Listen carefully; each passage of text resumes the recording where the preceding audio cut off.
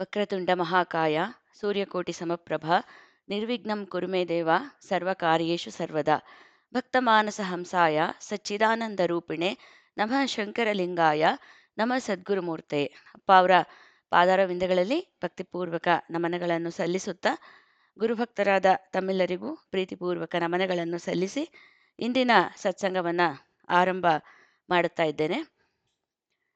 ನಾವು ಮುಂಚೆ ಸತ್ಸಂಗ ಆರಂಭ ಆದಾಗ ಈ ಒಂದು ನಮ್ಮ ನಿತ್ಯ ಭಜನೆಯ ಆ ಅರ್ಥಗಳನ್ನು ಎಲ್ಲರೂ ಹೇಳೋಣ ಕೇಳೋಣ ಅಂತ ಹೇಳಿಬಿಟ್ಟು ಅದನ್ನು ತಿಳ್ಕೊಳ್ಳೋಣ ಅಂತ ಮೊದಲಿಗೆ ಒಂದು ಕಾರ್ಯಕ್ರಮವನ್ನು ಹಮ್ಮಿಕೊಂಡಾಗ ಹಲವಾರು ಗುರುಭಕ್ತರು ಬಂದು ತಮ್ಮ ಒಂದು ಅರ್ಥವನ್ನು ಎಲ್ಲರೂ ಒಂದು ಪ್ರಸ್ತುತಪಡಿಸಿದ್ರು. ಹಾಗೆಯೇ ನಾವು ಬೆಳಗ್ಗೆ ಭಜನೆಯಲ್ಲಿ ಹೇಳ್ತೀವಲ್ಲ, ನಾವು ಗುರುಪಾದಕ ಸ್ತೋತ್ರವನ್ನು, ಅದರ ಅರ್ಥವನ್ನು ಬಹಳ ಸುಂದರವಾಗಿ ಅದ್ಭುತವಾಗಿ ಪ್ರಸ್ತುತಪಡಿಸಿದವರು ಶ್ರೀಯುತ ಕೃಷ್ಣ ಅವರು. ಅದನ್ನು ಎಷ್ಟು ಸುಸ್ಪಷ್ಟವಾಗಿ ಅವರು ಪ್ರಸ್ತುತಪಡಿಸಿದ್ರು ಅದರ ಅರ್ಥವನ್ನು. ಅಂದರೆ ನಮಗೆ ಅದನ್ನು ಹೇಳಬೇಕಾದ್ರೆ ಆ ಪದಗಳನ್ನು ನಾವು ಯಾವಾಗ ಹೇಳ್ತೀವಿ ಆಗ ಆ ಅರ್ಥ ಅದರ ಹಿಂದೆನೇ ನಮ್ಗೆ ಕಣ್ಮುಂದೆ ಬರೋ ಹಾಗೆ ಅವರು ಪ್ರಸ್ತುತಪಡಿಸಿದ್ರು. ಅವರು ಈ ದಿನ ನಮ್ಮೊಂದಿಗೆ ಮಾಂಡುಕ್ಯ ಉಪನಿಷತ್ ಕುರಿತಾಗಿ ಹೇಳಲಿದ್ದಾರೆ. ಕೃಷ್ಣ ಅವರಿಗೆ ಎಲ್ಲರ ಪರವಾಗಿ ಆದರದ ಆತ್ಮೀಯವಾದ ಸ್ವಾಗತವನ್ನು ಕೋರುತ್ತಾ ಇದ್ದೇನೆ. ಅವರು ತಮ್ಮ ಪ್ರಸ್ತುತಿಯನ್ನ ಆರಂಭ ಮಾಡಬೇಕಾಗಿ ಅವರಲ್ಲಿ ವಿನಂತಿ.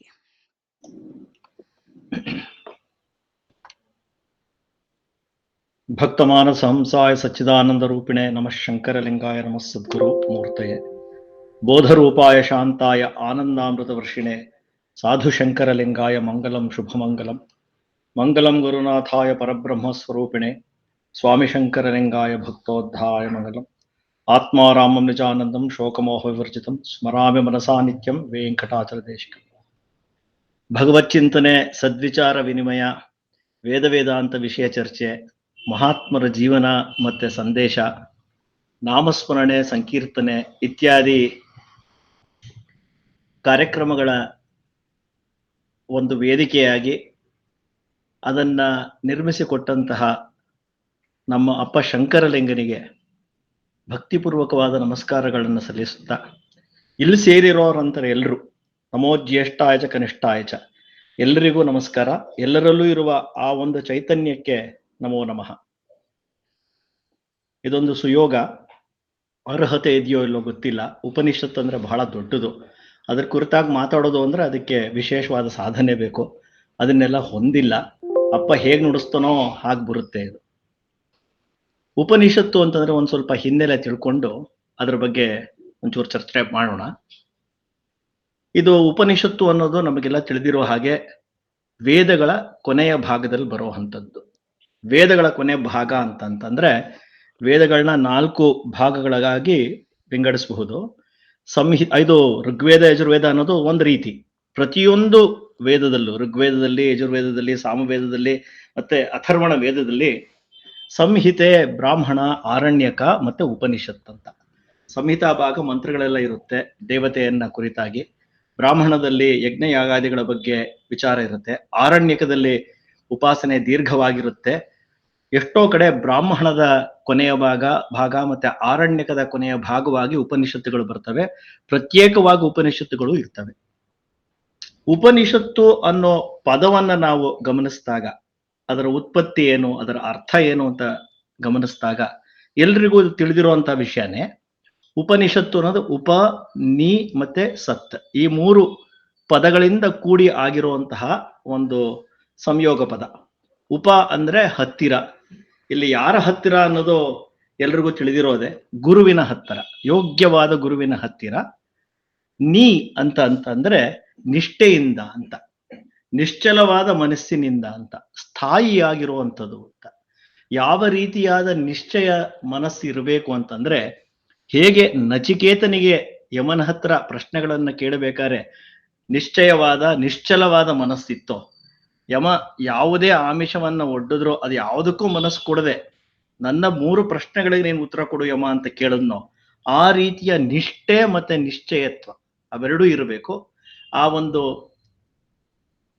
ಒಂದು ಸ್ಥಾಯಿಯಾಗಿ ಕುಳಿತುವಂತಹ ಮನೋಭಾವ ಇರಬೇಕು. ಅದನ್ನ ಹೊಂದಿ ಗುರುವಿನ ಬಳಿ ಸತ್ ಅಂತ ಅಲ್ಲಿ ಕುಳಿತು ಕೇಳುವಂತಹ ಒಂದು ರಹಸ್ಯ ವಿದ್ಯೆ. ಶಂಕರಾಚಾರ್ಯರು ಉಪನಿಷತ್, ಆ ನಿಷತ್ತಿಗೆ 3 ಅರ್ಥಗಳನ್ನ ಕೊಟ್ಟಿದ್ದಾರೆ. ವಿಶರಣ, ಮತ್ತೆ ಎರಡನೇದಾಗಿ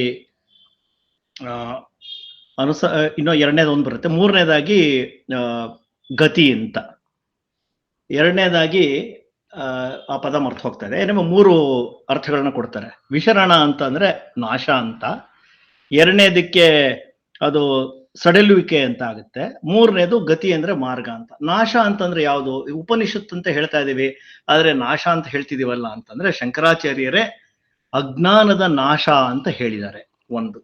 ಎರಡನೇದು ಸಡಿಲ ಆಗುವುದು ಅಂತಂದ್ರೆ ಯಾವುದರ ಸಡಿಲ ಆಗುವಿಕೆ ಅಂತಂತಂದ್ರೆ ನಮ್ಮ ಈ ಕಷ್ಟ ಕಾರ್ಪಣ್ಯಗಳು, ಹುಟ್ಟು ಸಾವು, ಈ ಸಂಕೋಲೆ ಏನಿದೆ ಅದರಿಂದ ಸಡಿಲ ಆಗುವುದು ಅಂತ.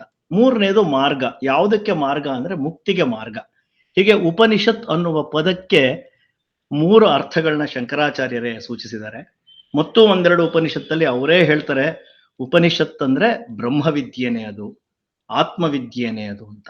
ಉಪನಿಷತ್ ಅಂತ ಹೇಳಿ ಗುರುವಿನ ಹತ್ರ ಕುಳಿತುಕೊಂಡು ನಾವು ಕೇಳಬೇಕು ಅಂತಂತಂದ್ರೆ, ಗುರುವಿನ ಸಮೀಪಕ್ಕೆ ಹೋಗಿ ಕೇಳಬೇಕು ಅಂತಂದ್ರೆ ಅದನ್ನ ರಹಸ್ಯವಾಗಿ ಕೇಳಬೇಕು ಅಂತ. ಓಪನ್ ಸೀಕ್ರೆಟ್ ಅಂತಾನೂ ಹೇಳ್ತಾರೆ. ವಿವೇಕಾನಂದರು ಇದನ್ನ ಓಪನ್ ಸೀಕ್ರೆಟ್ ಅಂತ ಹೇಳಿದ್ದಾರೆ. ಎಲ್ರಿಗೂ ಸರ್ವೇ ಸಾಮಾನ್ಯವಾಗಿ ಕಾಣುವಂಥದ್ದು ಆದ್ರೂ ಮನಸ್ಸಿಗೆ ಅದು ಏಕದಮ್ ಬರದೇ ಇರುವಂತದ್ದು ಅಂತ. ಅದಕ್ಕೆ ಅದು ರಹಸ್ಯ ವಿದ್ಯೆ ಅಂತಾನೂ ಹೇಳ್ತಾರೆ. ಒಟ್ನಲ್ಲಿ ಉಪನಿಷತ್ತು ಅಂತಂತಂದ್ರೆ ಅದರ ಪಾರಮ್ಯ ಏನಿದೆ ಅದನ್ನ ಹೇಳೋದು ಬಹಳ ಕಷ್ಟ. ಅದಕ್ಕೆ ಪದಗಳು ಸಾಕಾಗೋದಿಲ್ಲ. ಉಪನಿಷತ್ತುಗಳಲ್ಲಿ ಅನೇಕ ಉಪನಿಷತ್ತುಗಳಿವೆ. ಅದು ತುಂಬಾ ಇದ್ವು. ವೇದ ಭಾಗನೇ ವಿಪರೀತವಾಗಿತ್ತು. ಎಷ್ಟೋ ಭಾಗಗಳು ನಮಗೆ ಸಿಗ್ತಾ ಇಲ್ಲ, ಈಗೆಲ್ಲ ನಶಿಸಿ ಹೋಗಿವೆ, ಎಲ್ಲೆಲ್ಲೋ ಹೊರಟೋಗಿವೆ. ಉಳಿದಿರೋದು ಸ್ವಲ್ಪ ಮಾತ್ರ. ಅದು ಕಲಿಯುಗದ ಪ್ರಭಾವ. ಆದ್ರೂ ಉಪನಿಷತ್ತುಗಳು ಎಷ್ಟಿವೆ ಅಂತ ಲೆಕ್ಕ ಹಾಕಿದಾಗ 108 ಗಣನೆಯಲ್ಲಿದೆ. 108 ಉಪನಿಷತ್ತುಗಳು. ಮುಕ್ತಿಕೋಪನಿಷತ್ನಲ್ಲಿ ಅವುಗಳ ಒಂದು ಉಲ್ಲೇಖ ಇದೆ. ಆ ಮುಕ್ತಿಕೋಪನಿಷತ್ನಲ್ಲೇನೆ ಅದರ ವಿಭಜನೆಯನ್ನು ಮಾಡಿದ್ದಾರೆ. ಈ 108 ಉಪನಿಷತ್ತುಗಳು ಯಾವ ಉಪನಿಷತ್ತು, ಎಷ್ಟು ಉಪನಿಷತ್ತು ಯಾವ ವೇದಕ್ಕೆ ಸೇರಿದೆ ಅಂತ. 10 ಉಪನಿಷತ್ತುಗಳು ಋಗ್ವೇದಕ್ಕೆ, 19 ಶುಕ್ಲ ಯಜುರ್ವೇದಕ್ಕೆ, 32 ಕೃಷ್ಣ ಯಜುರ್ವೇದಕ್ಕೆ, 16 ಸಾಮವೇದಕ್ಕೆ, ಮತ್ತೆ 31 ಉಪನಿಷತ್ತುಗಳು ಅಥರ್ವಣ ವೇದಕ್ಕೆ ಸೇರಿದವೆ ಅಂತ. 108 ಉಪನಿಷತ್ತುಗಳು. ಈ 108 ಉಪನಿಷತ್ತುಗಳಲ್ಲಿ ಅತ್ಯಂತ ಪ್ರಮುಖವಾಗಿರುವು, ಮುಖ್ಯೋಪನಿಷತ್ ಅಂತ ಕರೆಸ್ಕೊಳ್ಳೋದು 10 ಉಪನಿಷತ್ತುಗಳು. ಆ 10 ಉಪನಿಷತ್ತುಗಳು ಯಾವುವು ಅಂತ ತಿಳ್ಕೊಳ್ಳೋದಕ್ಕೆ ಒಂದು ಶ್ಲೋಕನೆ ಮಾಡಿಟ್ಟಿದ್ದಾರೆ. ಈಶಕೇನ ಕಟ ಪ್ರಶ್ನ ಮುಂಡ ಮಾಂಡುಕ್ಯ ತೈತ್ತರಿ ಐತ್ತರೇಯಂಚ ಚಾಂದೋಗ್ಯಂ ಬೃಹದಾರಣ್ಯ ಕಂಚ ತಥಾ ಅಂತ. ಈ 10 ಉಪನಿಷತ್ತುಗಳ ಹೆಸರುಗಳನ್ನು ಅದರಲ್ಲೇ ಸೂಚಿಸ್ಬಿಟ್ಟಿದ್ದಾರೆ. ಈಶಾಕೇನ ಕಟ ಪ್ರಶ್ನ ಈ ತರದ್ದೆಲ್ಲ. ಈ 10 ಉಪನಿಷತ್ತುಗಳಿಗೆ ನಮ್ಮ ಶಂಕರಾಚಾರ್ಯರು ಭಾಷ್ಯಗಳನ್ನ ಬರೆದಿದ್ದಾರೆ. ಉಪನಿಷತ್ತು ಅಂತಂತಂದ್ರೆ ಅದು ಸಲೀಸಾಗಿ ಅರ್ಥ ಆಗೋದಲ್ಲ.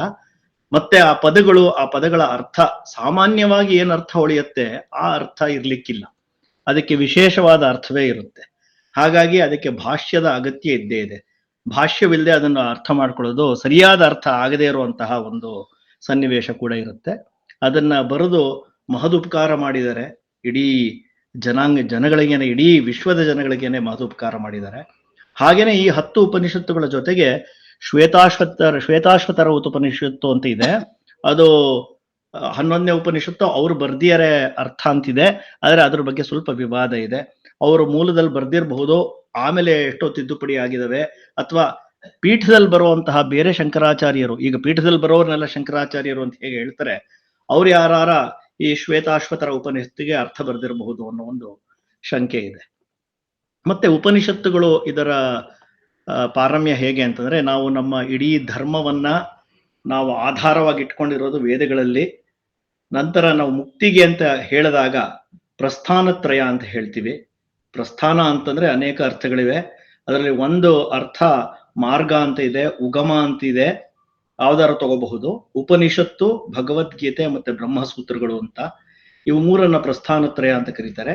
ಇವು 3ಗಳೇ ನಮ್ಮ ಈ ಪ್ರತಿಯೊಂದು ವೇದಾಂತ ವಿಚಾರ, ಯಾವುದೇ ಮಾರ್ಗ ಆಗಿರಬಹುದು, ದ್ವೈತಾದ್ವೈತ ವಿಶಿಷ್ಟಾದ್ವೈತ ಯಾವುದೇ ಆಗಿರಬಹುದು, ಇವು 3 ಅದಕ್ಕೆ ಆಧಾರ.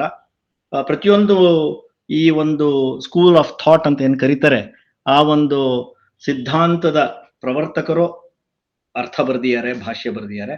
ನಮಗೆ ಅನುಗುಣವಾಗಿರುವಂಥದ್ದು ಶಂಕರಾಚಾರ್ಯರು ಬರೆದಿರುವಂಥದ್ದು. ಈ 10 ಉಪನಿಷತ್ತುಗಳು ಹೇಗೆ ಅದು ವಿಭಜನೆ ಆಗಿದೆ ಅಂದ್ರೆ ಯಾವ ವೇದಕ್ಕೆ ಸೇರಿದೆ ಅಂತಂದ್ರೆ, ಋಗ್ವೇದಕ್ಕೆ 1 ಐತರೇಯ ಉಪನಿಷತ್ತು ಅಂತ, ಶುಕ್ಲ ಯಜುರ್ವೇದಕ್ಕೆ 2 ಉಪನಿಷತ್ತುಗಳು, ಈಶಾವಾಸ್ಯೋಪನಿಷತ್ತು ಮತ್ತೆ ಬೃಹದಾರಣ್ಯಕ ಉಪನಿಷತ್ತು, ಕೃಷ್ಣ ಯಜುರ್ವೇದಕ್ಕೆ ಕಠೋಪನಿಷತ್ತು ಮತ್ತೆ ತೈತ್ತಿರೀಯ ಉಪನಿಷತ್ತು, ಸಾಮವೇದಕ್ಕೆ ಕೇನ ಉಪನಿಷತ್ತು ಮತ್ತೆ ಛಾಂದೋಗ್ಯ ಉಪನಿಷತ್ತು, ಅಥರ್ವಣ ವೇದಕ್ಕೆ ಪ್ರಶ್ನ ಉಪನಿಷತ್ತು, ಮುಂಡಕ ಉಪನಿಷತ್ತು ಮತ್ತೆ ಮಾಂಡುಕ್ಯ ಉಪನಿಷತ್ತು ಇವು ಸಹ ಸೇರ್ಪಟ್ಟಿವೆ. ಈ ಮಾಂಡುಕ್ಯ ಉಪನಿಷತ್ತು ಈಗಾಗಲೇ ಅಥರ್ವಣ ವೇದಕ್ಕೆ ಸೇರ್ಪಟ್ಟಿದೆ. ಈ ಉಪನಿಷತ್ತು ಅತ್ಯಂತ ಚಿಕ್ಕದಾಗಿದ್ರು, ಇದರಲ್ಲಿ ಕೇವಲ 12 ಮಂತ್ರ ಇದ್ರೂ ಸಹ ಅಪಾರವಾದ ಮಹಿಮೆಯನ್ನು ಹೊಂದಿದೆ. ಇದು ತುಂಬಾ ಪ್ರಭಾವಶಾಲಿಯಾದಂತಹ ಉಪನಿಷತ್ತು ಇದು. ಈ ಮುಕ್ತಿಕೋಪನಿಷತ್ನಲ್ಲಿ ಅದೇನಪ್ಪ ಮುಕ್ತಿಕೋಪನಿಷತ್ತು ಅಂದ್ರೆ ರಾಮ ಮತ್ತೆ ಹನುಮಂತನ ಸಂವಾದ. ಆ ಮುಕ್ತಿಕೋಪನಿಷತ್ನಲ್ಲಿ ಹನುಮಂತ ರಾಮನ್ ಕೇಳಿದಾಗ ಮುಕ್ತಿಗೆ ಏನು ಮಾಡಬೇಕು ಅಂತ ಕೇಳಿದಾಗ ರಾಮ ಹನುಮಂತನಿಗೆ ಹೇಳ್ತಾನೆ, ನೋಡು ನಿನ್ಗೆ ಕೈವಲ್ಯ ಮುಕ್ತಿ ಬೇಕು ಅನ್ನೋದಾದ್ರೆ ಮಾಂಡೂಕ್ಯ ಒಂದೇ ಸಾಕು ಅಂತ. ಮಾಂಡೂಕ್ಯಮೇಕಮೇವ ಅಲಂ ಮುಮುಕ್ಷೂಣಾಂ ವಿಮುಕ್ತಯೇ ಅಂತ ಹೇಳ್ತಾನೆ ರಾಮ. ಮಾಂಡೂಕ್ಯ 1ರಿಂದಲೇ ಕೈವಲ್ಯ ಮುಕ್ತಿ ಅಂದ್ರೆ ವಿದೇಹ ಮುಕ್ತಿ ಸಿಕ್ಕಿಬಿಡುತ್ತೆ.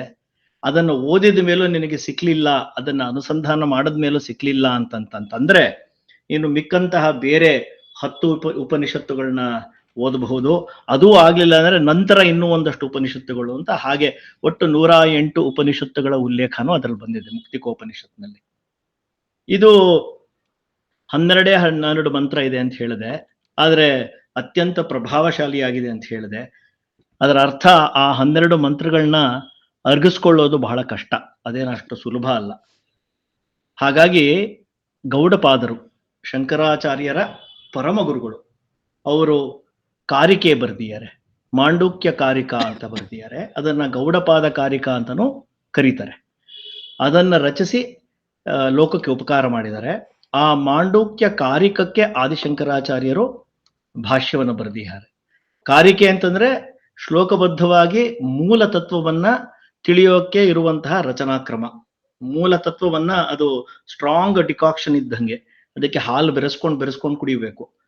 ಈ ಶ್ಲೋಕ ರೂಪವಾಗಿ ಅದನ್ನ ಹಾಲು ಬೆರೆಸಿ ಅದನ್ನ ವಿಸ್ತಾರಗೊಳಿಸಿ ಎಲ್ರಿಗೂ ಅರ್ಥ ಆಗೋ ಹಾಗೆ ಶ್ಲೋಕ ರೂಪದಲ್ಲಿ ಅಂತಂದ್ರೆ ಅದು ಪಠನ ಮಾಡಬಹುದು, ನೆನ್ಪಿಟ್ಕೋಬಹುದು. ಹಾಗಾಗಿ ಅದನ್ನ ರಚಿಸಿ ಲೋಕಕ್ಕೆ ಉಪಕಾರ ಮಾಡಿದರೆ ಗೌಡಪಾದರು. ಅವ್ರು ರಚಿಸಿರುವಂತಹ ಕಾರಿಕೆಯಲ್ಲಿ 4 ಅಧ್ಯಾಯಗಳಿವೆ. ಮೊದಲನೇದು ಆಗಮ ಪ್ರಕರಣ, ಅಧ್ಯಾಯನ ಪ್ರಕರಣ ಅಂತಾನು ಕರೀತಾರೆ. ಆಗಮ ಪ್ರಕರಣ, ವೈತಸ್ಥ್ಯ ಪ್ರಕರಣ, ಅದ್ವೈತ ಪ್ರಕರಣ ಮತ್ತೆ ಅಲಾಂತ ಶಾಂತಿ ಪ್ರಕರಣ ಅಂತ. ಆಗಮ ಪ್ರಕರಣದಲ್ಲಿ ಉಪನಿಷತ್ ಮಂತ್ರಗಳನ್ನ, ಈ ಮಾಂಡೂಕ್ಯ ಉಪನಿಷತ್ತು 12 ಮಂತ್ರಗಳು ಬಂದು ಹೋಗ್ತವೆ ಆಗಮ ಪ್ರಕರಣದಲ್ಲಿ.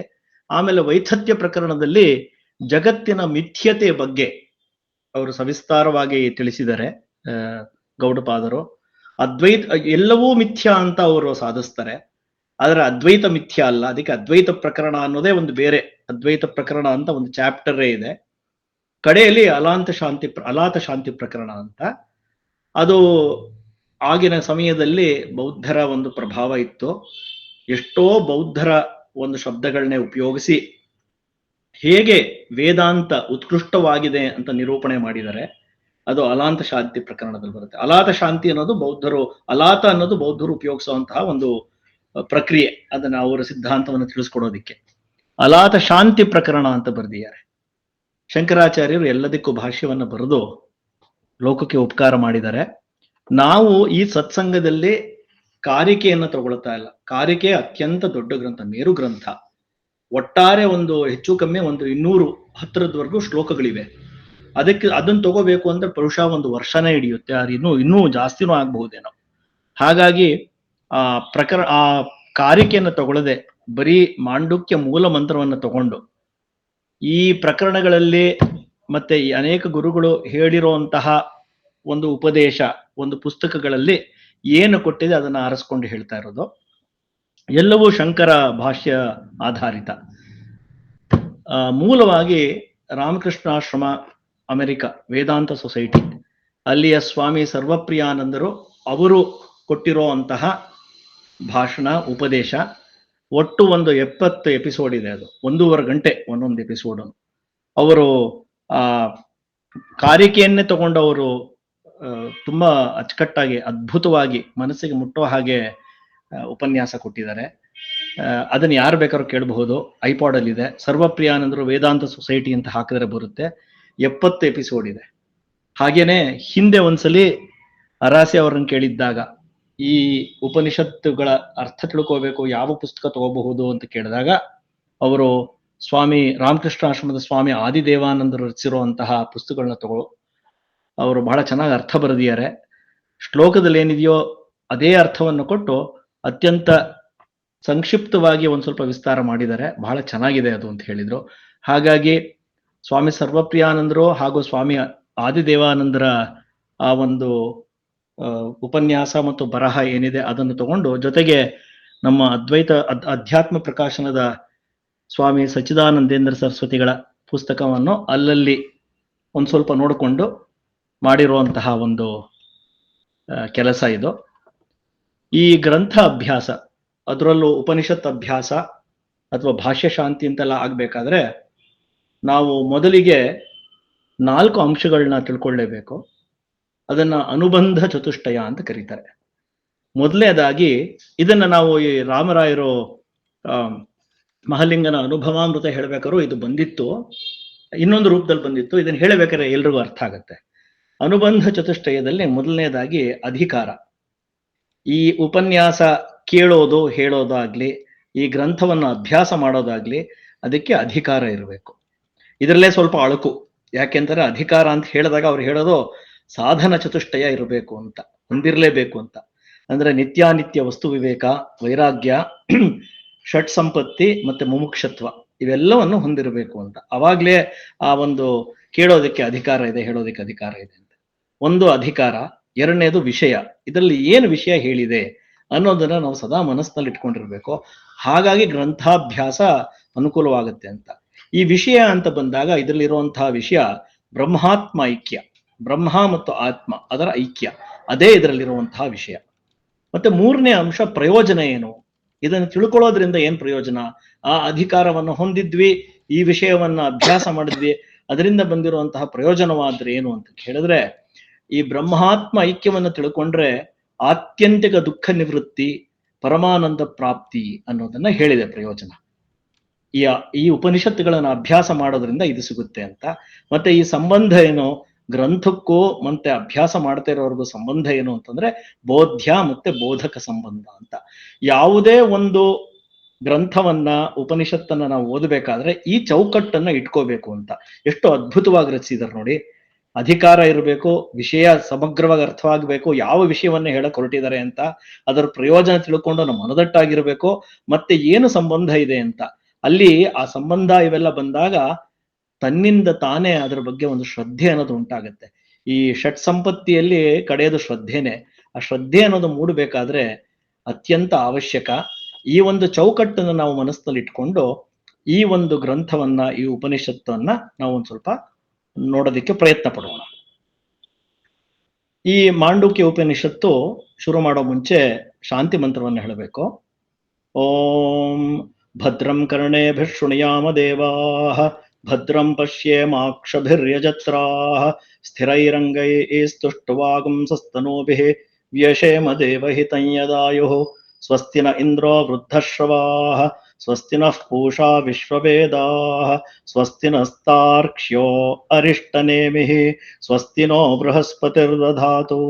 ಓಂ ಶಾಂತಿ ಶಾಂತಿ ಶಾಂತಿ. ಇದು ಒಂದು ಕ್ರಮ. ಶಾಂತಿ ಮಂತ್ರವನ್ನು ಹೇಳೇ ಉಪನಿಷತ್ತುಗಳನ್ನ ನಾವು ಅನುಸಂಧಾನ ಮಾಡಬೇಕು. ಇಲ್ಲಿ ಒಂದು ವಿಶೇಷ ಅಂತಂದ್ರೆ ಮಾಂಡುಕ್ಯ ಉಪನಿಷತ್ತು ಅಥರ್ವಣ ವೇದಕ್ಕೆ ಸೇರಿದ್ದು ಅಂತ ಹೇಳಿದೆ. ಈ ಶಾಂತಿ ಮಂತ್ರನೂ ಸಹ ಅಥರ್ವಣ ವೇದಕ್ಕೆ ಸೇರಿದ್ದು. ನಮಗೆಲ್ಲ ತುಂಬಾ ಪ್ರಚಲಿತವಾಗಿ ತಿಳಿದಿರುವಂತಹ ಮಂತ್ರ ಅಂತಂದ್ರೆ ಗಣೇಶಾಥರ್ವ ಶೀರ್ಷ. ಅದನ್ನ ಹೇಳುವಾಗ್ಲೂ ಮೊದಲು ಈ ಶಾಂತಿ ಮಂತ್ರವನ್ನ ಹೇಳ್ತೀವಿ, ಕಡೆಯಲ್ಲೂ ಈ ಶಾಂತಿ ಮಂತ್ರವನ್ನ ಹೇಳ್ತೀವಿ. ಆಯಾ ವೇದಕ್ಕೆ ಸಂಬಂಧಪಟ್ಟಿರುವಂತಹ ಶಾಂತಿ ಮಂತ್ರ. ಆ ಶಾಂತಿ ಮಂತ್ರವನ್ನ ಹೇಳಿ ಮಾಡಬೇಕು. ಶಾಂತಿ ಮಂತ್ರದ ಅರ್ಥವು ಬಹಳ ಚೆನ್ನಾಗಿದೆ. ಭದ್ರಂ ಕರ್ಣೇ ಶೃಣುಯಾಮ ದೇವಾಃ, ಕಿವಿಗಳು ಒಳ್ಳೆಯದನ್ನೇ ಕೇಳಲಿ. ಭದ್ರಂ ಪಶ್ಯೇಮಾಕ್ಷಭಿರ್ಯಜತ್ರಾಃ, ಕಣ್ಣುಗಳು ಒಳ್ಳೆಯದನ್ನೇ ನೋಡಲಿ. ಸ್ಥಿರೈರಂಗೈ ಸ್ತುಷ್ಟ್ವಾಗಂಸಸ್ತನೂಭಿಃ ವ್ಯಶೇಮ ದೇವಹಿತಂ ಯದಾಯುಃ, ಅಂಗಳೆಲ್ಲ ಅತ್ಯಂತ ಶಕ್ತಿಭರಿತವಾಗಿ ನಾವು ಸದಾ ವೇದ ಮಾರ್ಗದಲ್ಲಿ ಇರೋ ಹಂಗೆ ನಮಗೆ ಅನುಕೂಲ ಮಾಡಿಕೊಡ್ಲಿ ಅಂತ. ಹಾಗೆ ಎರಡನೇ ಮಂತ್ರ ಸ್ವಸ್ತಿನ ಇಂದ್ರೋ ವೃದ್ಧಶ್ರವಾಹ, ಇಂದ್ರ ನಮಗೆ ಒಳ್ಳೆಯದನ್ನು ಮಾಡಲಿ, ಸ್ವಸ್ತಿಯನ್ನು ಮಾಡಲಿ.